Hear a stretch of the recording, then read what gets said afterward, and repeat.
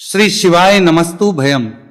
दोस्तों, आप सभी लोग जानते हैं कि 6 जुलाई 2026 को पड़ रही है आषाढ़ माह का सोमवार षष्ठी तिथि। और दोस्तों, ये जो तिथि है आषाढ़ महीने में पड़ने वाला सबसे बड़ा तिथि है, क्योंकि ये आषाढ़ महीने में पड़ रहा है जिसका बहुत ही बड़ा और विशेष महत्व होता है। और ऐसा दिन पूरे साल में सिर्फ एक ही बार आता है।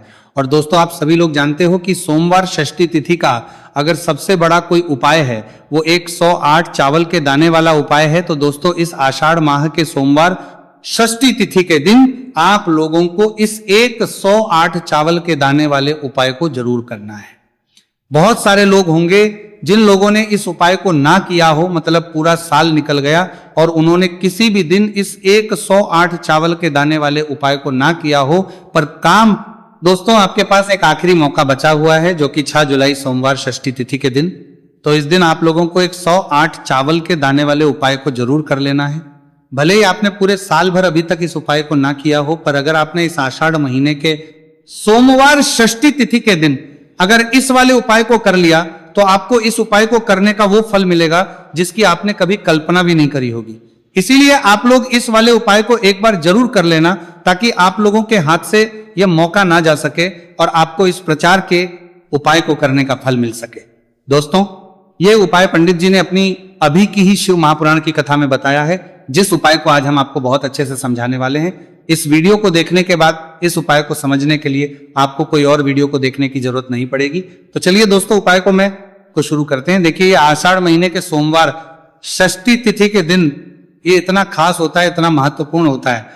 देखा है कभी कभी बड़े बड़े पूजा पाठ अनुष्ठान से जो मनोकामना पूर्ण नहीं होते, वो आषाढ़ महीने के दिन एक छोटे से उपाय करने से ही आपकी मनोकामना पूर्ण हो जाती है। और बहुत सारे लोगों ने इस उपाय को किया भी है और उनको इस उपाय को करने का फल भी जरूर मिला है। अगर आप लोग भी इस उपाय को करना चाहते हैं तो आप इस उपाय को पहले अच्छे से समझ लेना, सुन लेना, उसके बाद करना, आपको इस उपाय का फल जरूर मिलेगा।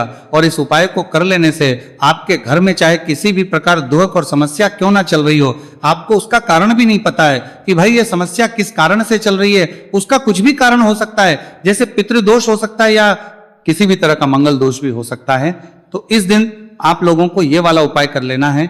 ये एक ऐसा उपाय है जिस उपाय को अगर किसी विशेष दिन पर किया जाए तो भाई उस विशेष दिन का जो है वह तो हमें मिलता ही मिलता है, पर हमने उस दिन पर इस उपाय किया है तो हमें उससे भी बड़ा फल मिलता है, और फल बहुत जल्दी मिलता है, क्योंकि आप इस उपाय को बहुत ही बड़े और विशेष दिन पर कर रहे हो। तो चलिए अब उपाय के बारे में बात करते हैं, लेकिन उससे पहले आप लोगों को यह जानना आवश्यक है कि आखिर यह उपाय किस समय करना है, किसको करना है और कैसे करना है। तो चलिए हम आगे आपको वीडियो में एक एक करके बता देते हैं। लेकिन उससे पहले अगर आप लोग हमारे चैनल पर नए हैं तो हमारे चैनल सब्सक्राइब कर लेना और इस वीडियो को लाइक करके कमेंट बॉक्स में श्री शिवाय नमस्तु भयम ओम नमः शिवाय जरूर टाइप कर देना।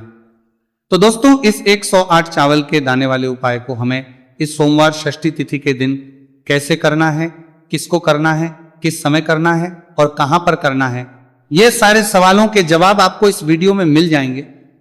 और जो ये वीडियो देखेगा भाई उसको 108 चावल के दाने वाला उपाय जरूर करना चाहिए, क्योंकि इस दिन के चावल के दाने का भी बहुत ही बड़ा और विशेष महत्व होता है। और जब बात आ जाए 108 चावल के दाने की तो ये सोने पे सुहागा वाली बात हो जाती है, और ये एक बहुत ही बड़ा उपाय हो जाता है इस आषाढ़ सोमवार षष्ठी तिथि का। तो अब दोस्तों, इस 108 चावल के दाने वाले उपाय को आखिर करना किसको है, सबसे पहले हम लोग वो बात जान लेते हैं। तो देखो, घर की जो बड़ी माताएं बहनें होती हैं, उन माताओं बहनों में से कोई भी एक बड़ी माता बहन इसको कर सकती है। और दोस्तों, अगर आप चाहें तो अपने घर में से सभी सदस्यों को भी इस उपाय को करवाने सकते हैं। अगर किसी व्यक्ति की खुद की कोई मनोकामना है, खुद की कोई दुख और परेशानी है जो कि वो अपने लिए ही करना चाहता है, इस वाले उपाय को तो वो खुद अपने लिए भी कर सकता है। बाकी अगर कोई घर में से ऐसा है जो कि अपने पूरे घर परिवार की सुख और शांति के लिए ये वाला उपाय करना चाहता है, तो भाई वो भी कर सकता है, उसमें भी कोई बात नहीं है। कहने का मतलब यह है कि इस उपाय को हर एक सदस्य भी कर सकता है, और पूरे घर परिवार के सदस्य के लिए घर की बड़ी माताओं बहनों में से कोई एक माता बहन भी कर सकती है। माताएं बहनें अगर घर में उपस्थित ना हो या वो ये वाला उपाय ना कर पा रही हो, तो फिर घर का कोई बड़ा सदस्य भी इस 108 चावल के दाने वाले उपाय को कर सकता है, चाहे फिर वह पुरुष ही क्यों ना हो, उसमें कोई दिक्कत वाली बात नहीं है। अब दोस्तों, इस 108 चावल के दाने वाले उपाय को हमें करना कहां पर है? हमें इसे शिव जी के मंदिर में जाकर करना है। बहुत सारे लोग प्रश्न करते हैं हर एक उपाय को करते समय क्या हम इस उपाय को घर पर कर सकते हैं? तो इस वाले उपाय को आप घर पर नहीं कर सकते हो। इस वाले उपाय को करने के लिए आपको शिव जी के मंदिर ही जाना पड़ी। उसके बाद में दोस्तों जो अगला प्रश्न निकल कर आता है वो ये आता उपाय को लेकर कि आखिर इस उपाय को हमें किस समय करना है, सुबह के समय करना है कि शाम के समय करना है?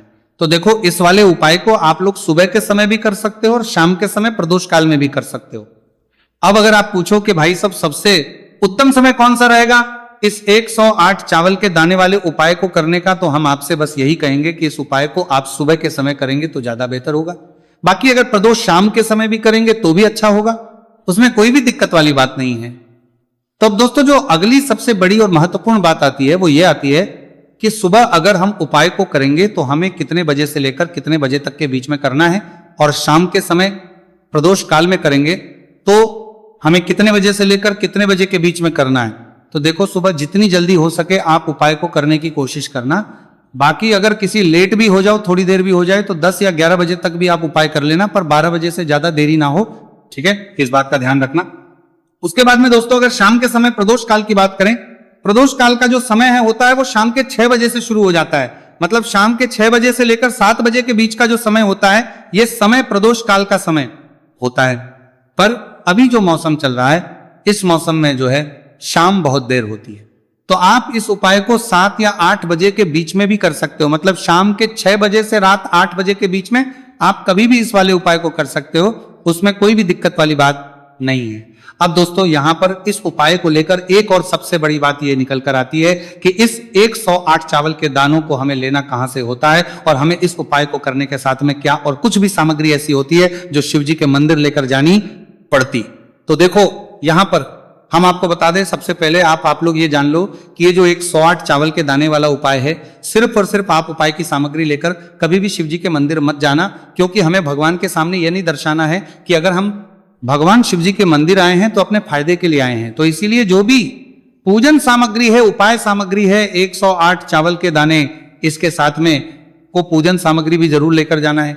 देखो अगर सुबह के समय उपाय कर रहे हो तो सीधी सी बात है, 1 लोटा जल तो आप लेकर जाओगे ही जाओगे। वही 1 लोटा जल अगर मिट्टी का जल हो तो बहुत अच्छा रहेगा। मिट्टी का जल कैसे बनाया जाता है इसके लिए हमने पहले से बहुत सारी वीडियोस बना दी है। आपके पास इस दिन एक आखिरी मौका रहेगा मिट्टी का जल शिव जी पर चढ़ाने का और उपाय को करने का, बहुत बड़ा आपको इस दिन फल मिलेगा। तो इस दिन हो सके तो भाई मिट्टी का जल चढ़ाना, तो अपने साथ में कम से कम 1 लोटा जल तो आपको लेकर जाना ही जाना है। अगर मिट्टी का जल नहीं है तो घर का जल भी आप इस्तेमाल कर सकते हो। इसके अलावा जो भी पूजन सामग्री है, देखो 108 चावल के दाने ये अलग आपके रहेंगे और जो आपकी पूजन सामग्री रहेगी वो अलग रहेगी। पूजन सामग्री में आप जो भी चीज लेकर जाना चाहे वो लेकर जा सकते हैं, उसमें कोई भी दिक्कत वाली बात नहीं है।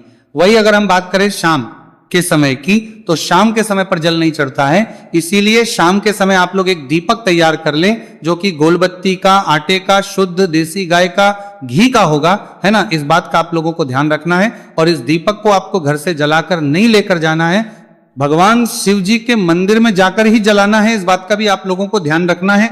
अब दोस्तों यहां पर हमें इस बात को समझना है कि ये 108 चावल के दाने हमें लेना कहां से है। क्या हमें दुकान से लेकर आना है या हमें अपने घर से लेना है? कहां से लेकर आना है और कौन से चावल लेना है, क्योंकि चावल भी बहुत प्रकार के होते हैं। तो देखो इन सभी सवालों के जवाब आप लोग एक बात में सुन लो कि भाई ये जो उपाय है, इस उपाय में आपको ये नहीं देखना है कि भाई कौन से चावल है कौन से चावल नहीं है। बस जो भी चावल ले रहे हो वो चावल का दाना साबुत होना चाहिए, मतलब साबुत होना चाहिए, टूटा हुआ नहीं होना चाहिए, कटापटा नहीं होना चाहिए। ये बात आपको ध्यान रखना है। बाकी आपका चावल बासमती हो या सादा चावल हो या कोई सा भी चावल हो, उसमें कोई भी दिक्कत वाली बात नहीं है। तो सीधी सी बात है कि आप घर के रसोई घर में जहां पर आप भोजन बनाते हो वहां पर जो भी चावल आपके उपस्थित हो उन चावलों में से अपनी एक कटोरी भर लेना या एक मुट्ठी चावल अलग से निकाल कर रख लेना, क्योंकि हम 108 चावल ही यहां पर इस उपाय में लेने वाले हैं, तो हमें ये चावल के दाने गिनकर निकालने पड़ देंगे। इस बात का आप लोगों को ध्यान रखना है। तो अपने उस चावल की कटोरी में से या चावल में से 108 ऐसे चावल के दाने आप लोग निकाल लो जो कि टूटे हुए ना हो, जिनमें कोई दाग ना लगा हुआ हो, है ना। अच्छे साबुत चावल के दाने 108 दाने आप लोग निकाल कर रख लो और इन्हें किसी भी एक कागज की पुड़िया में या किसी एक छोटी सी कटोरी में आप लोग रख लो, ताकि यह सुरक्षित रहे, आपके एक भी चावल का दाना इधर उधर ना हो और आपका उपाय भी पूरा अच्छे से हो जाए। तो भाई जैसे ही आपका उपाय की जो सामग्री है 108 चावल के दाने ये तैयार हो जाते हैं। उसके बाद आपको जो भी अपनी पूजन सामग्री है, सुबह के समय कर रहे हो तो 1 लोटा जल या पूजन सामग्री जो लेकर जाना चाहो उसकी भी तैयारी कर लेना। और शाम के समय जा रहे हो तो भाई अपना जो दीपक है उसे तैयार कर लेना, ठीक है। और उपाय को करते समय शुद्धता का विशेष रूप से ध्यान रखना, ठीक है। सुबह सुबह स्नान करने के बाद ही उपाय को करने की आप लोग तैयारी करना। उसके बाद अगर शाम के समय की बात करें तो शाम के समय आपको स्नान करने की जरूरत नहीं है, पर शुद्धता का ध्यान रखना है। आपको स्नान नहीं करेंगे, आप हाथ मुंह धोकर भी इस वाले उपाय को शाम के समय प्रदोष काल में कर सकते हैं, इसमें कोई दिक्कत वाली बात नहीं है। तो आप अपने उपाय की पूरी सामग्री तैयार करके आपके पास ही में जो आपका शिव मंदिर हो वहां पर पहुंच जाइए। सबसे पहले शिव मंदिर में जाकर आप लोगों को उपाय नहीं करना है, पहले भगवान के दर्शन करना है, भगवान से आशीर्वाद प्राप्त करना है। फिर शिव जी की शिवलिंग के पास में आना है। शिवलिंग के पास आने के बाद आप जो पूजन सामग्री लेकर आए हुए हैं, जैसे कि सुबह गए हुए होंगे तो 1 लोटा जल और जो भी पूजन सामग्री लेकर आए हैं आप उनसे भगवान शिव जी की पूजन कीजिए। सबसे पहले तो 1 लोटा जल ही चढ़ेगा, उसके बाद में आपकी पूजन सामग्री चढ़ेगी। उसके बाद में अगर दोस्तों शाम के समय अगर आप इस उपाय को कर रहे हो तो अपने साथ में कम से कम एक जो दीपक है गोल बाती का जो आप अपने साथ में लेकर गए, उस दीपक को मंदिर में जाकर अपनी माचिस से जलाना है और उस दीपक को शिवलिंग के पास में रखना है, ठीक है। इस दीपक को रखने के बाद ही आप लोगों को अपना ये वाला उपाय शुरू करना है। और दीपक को ज्यादा पास में मत रखना, वैसे भी गर्मी पड़ रही है, भगवान शिव जी को आंच नहीं लगनी चाहिए, है ना।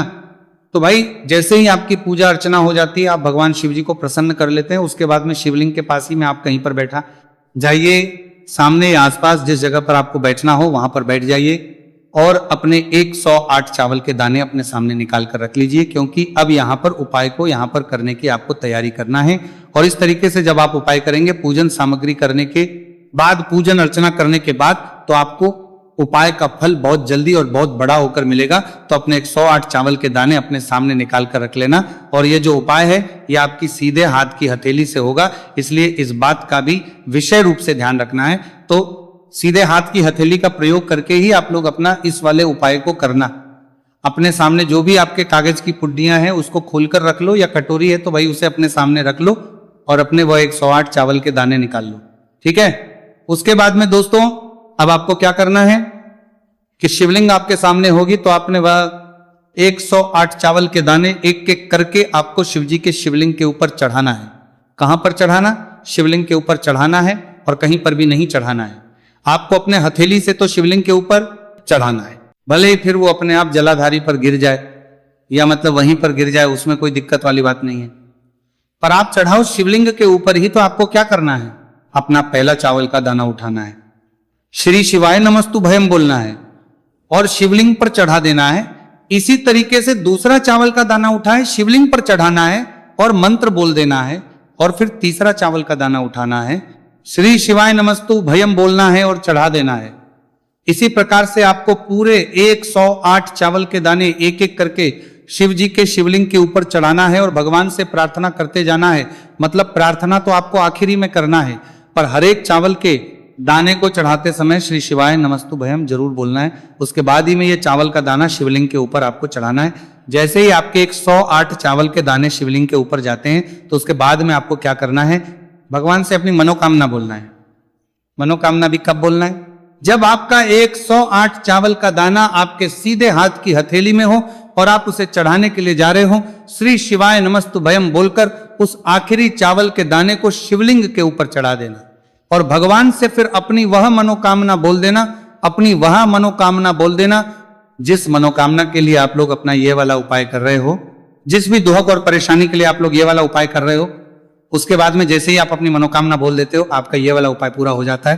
पर दोस्तों, उपाय को करने के बाद आप लोगों को 2 मिनट भगवान शिव जी के मंत्र का जाप जरूर करना है और मंत्र का जाप करने के बाद भगवान से एक और बार प्रार्थना करना है अपनी मनोकामना के लिए या अपनी जो भी दुख और परेशानी है उसके लिए। इसके बाद में आप लोग भगवान को देखकर भगवान से प्रार्थना, उनसे आशीर्वाद लेकर वहां से उठ सकते हैं और अपने घर पर जाग करते हैं तो सकते हैं। बस दोस्तों, यहां पर ये वाला उपाय पूरा हो जाता है। इस तरीके से जो भी व्यक्ति छोटी छोटी चीजों का ध्यान रखते हुए इस 108 चावल के दाने वाले उपाय को करेगा, निश्चित सी बात है उसे उसकी मनोकामना जल्द ही पूर्ण होगी और जो भी दुख और परेशानी है वो भी बहुत ही जल्दी दूर होंगी। और दोस्तों, अगर आपको हमारी ये वीडियो पसंद आई हो तो हमारे इस वीडियो लाइक और चैनल को सब्सक्राइब जरूर करें। हर हर महादेव, ओम नमः शिवाय।